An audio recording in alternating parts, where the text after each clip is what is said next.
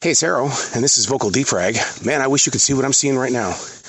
I've got 3 huge bucks and 2 doe that are on this path with me right now. It looks like it's a 6-point buck. Man, you wonder why I take these transition walks? Because when you're out here with nature, these deer aren't running. They're just sitting there staring at me. That one's 6 points. Oh, this one's only got one antler. Where's your other antler, baby? Huh?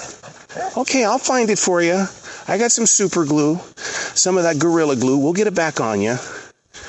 Beautiful. The bucks are out today, man. As I was saying, this is Vocal Frag. I come out here in this forest to ask the questions and then question the answers. And what happens is you find yourself really putting your body, your soul, on a path of change. Yeah, we all go through changes. You might as well accept it. In fact, you might as well even invite it, because change is how we can get into all the different areas. You see how beautiful these bucks are over here? Look at that. Inviting change is a subject all its own, and that's something that we could break out on when it comes to vocal defragging, asking the questions and questioning the answers. Today, we've got a very interesting subject. It's called DID, D-I-D, Dissociative Identity Disorder. Have you ever heard of that?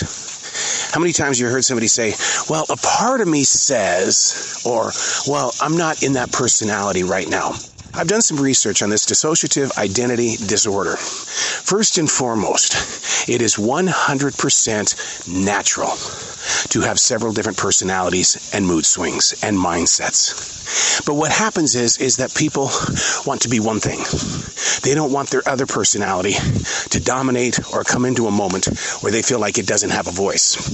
When in reality, when I take these transition walks through this forest in South Charlotte, North Carolina, the reality is that I'm here to receive from any personality that is moving through me. Dissociative identity disorder. It's accepting the fact that you do have multiple personalities, and I'm sure a side of you doesn't agree with you at all times. So we will sit around frumpy, bumpy. We'll argue with people who don't see eye to eye with us. We'll find our happiness usually by binge watching TV, buying things on Amazon, swigging down some alcohol, smoking some dope. So we go there. We have to calm down those other voices when in fact what you should be doing is listening to your transitions. Dissociative identity disorder. I'm not saying that we all have it. I'm just saying that the experts know about it. And they say that it's okay to have different personalities. I call it my files. You know, like a computer. When you're properly saving things, you keep things in different folders so you can easily find them. So when I get into a mood swing or a mindset, a want or a need, I know what file I can go get. I can be CT this, I can be Arrow that, I can be Clarence that, I can be the grocery store guy here, but usually they don't combine their energies together, and if they do, trust me, it's not for long. One of the things that we need to better understand is who we are, not who other people define us to be. I do get in a lot of arguments with people because they feel I should be doing this. And I will look at them and I'll go, you're making this decision? Do I have any say in this? I should be doing this. 40 years of radio, I had program directors tell me, this is the way I need you to sound on my radio station. I agreed with it because it was their radio station. So what happens is that we are so programmed by those that lead us in business that when we come out here on a weekend and there's nobody telling us what to do, we go into a mindset. We have dissociative identity disorder because we're so used to being in a certain position that when we have no Berlin Wall around us, our next step is, well, I'm in a bad mood. Oh, I'm just not feeling like it.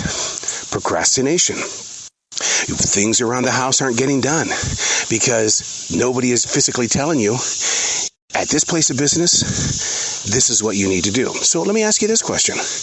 Why don't you run your house like a business? They always say that marriage is a business. I would say that the reason why my wife and I have been together for 31 years is because that's exactly what we've done. We have looked at everything that we do as a business. We have our playtime when we make the time. We have our individualized business time to do what it is that we do on our separate paths, and we respect those separate paths. So accepting the fact that you can be, and you naturally are, one of many people inside your head and heart. Now you've got time to grow. Because how many times have you set things aside and you said, you know what? Yeah, I'm just not doing it because this over here is my requirement today. Okay, then make it your requirement. It doesn't say you have to spend all 24 hours on it. Do a little bit at a time. You know, that's like when doctors look at you and they say, you know, you got to get that weight down. Yeah, but doctor, I don't want to stop having cookies, and I don't want to interrupt my flow of alcohol. I don't want to. Whoa, dude, I'm not asking you to physically stop. This is what they always tell me. Do it in moderation. How about your life? Are you doing it in moderation? Or do you have an overabundance of energy to do one thing? Before coming out onto this path for this vocal defrag, I was doing my own journalizing, and I questioned myself. Is this what you're going to do all day? Is right? I had already been there since 9 o'clock, and it was almost 11 o'clock. 2 hours with a writing instrument in my hand. And I said, you know what? You're right. I need to put myself in a mental position of doing more than what I'm doing right now. Because if I'm going to be a vampire, an emotional vampire, and steal all my energy for the rest of the day and put it in a page, what is that going to do? It's going to interrupt my files, my personalities. A part of me wanted to do this, but I didn't do that because of this dissociative identity disorder. So now where do you find yourself? Ask the questions, question the answers. And my question to you was, where do you find yourself? Where are you? Are you listening in the car? Are you jogging? Are you at the gym? Did you happen to fall across this because it was like, Jesus, what's this guy talking about? All right, I'll listen for a couple of seconds. What personality are you using right now? Is it the one that you had at work? Where are you growing? What is your vision? And I'm not talking about a vision of 5 or a 10-year plan. I'm talking about what is your vision for 1 hour? What's happening in 1 hour that you want to play out perfectly? But you know, it probably won't. But see, that's accepting change, inviting change, being part of the change. I know there's a big side of each and every one of us that enjoy doing something in our lives, and we want to get back to it.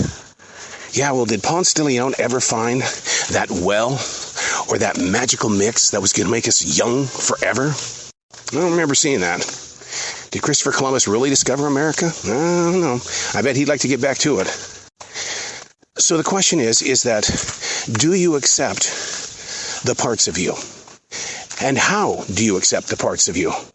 I do it through writing. I keep several different journals. I believe that there's a conversation happening at all time because everything that we do, you and I, people in your neighborhood, at your place of business, in your school, we're all going through a lot of stuff.